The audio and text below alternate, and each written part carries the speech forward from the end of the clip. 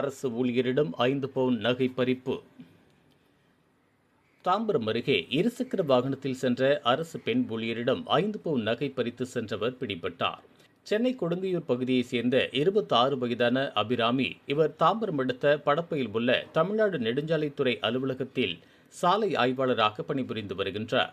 இந்த நிலையில் பணி முடித்துவிட்டு படப்பையிலிருந்து வீட்டிற்கு இருசக்கர வாகனத்தில் சென்று கொண்டிருந்த போது முடிச்சூர் அருகே சென்றதும் அபிராமி பின்னால் இருசக்கர வாகனத்தில் அதிவேகமாக வந்த மர்ம நபர் ஒருவர் அபிராமி கழுத்தில் அணிந்திருந்த 5 சவரன் தங்கச் செயினை பறித்துக் கொண்டு மின்னல் வேகத்தில் சென்றார்.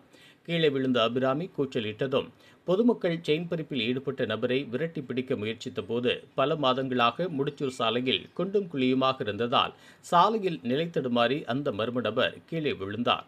உடனே பொதுமக்கள் அந்த நபரை பிடித்து சரமாரியாக தாக்கினர்.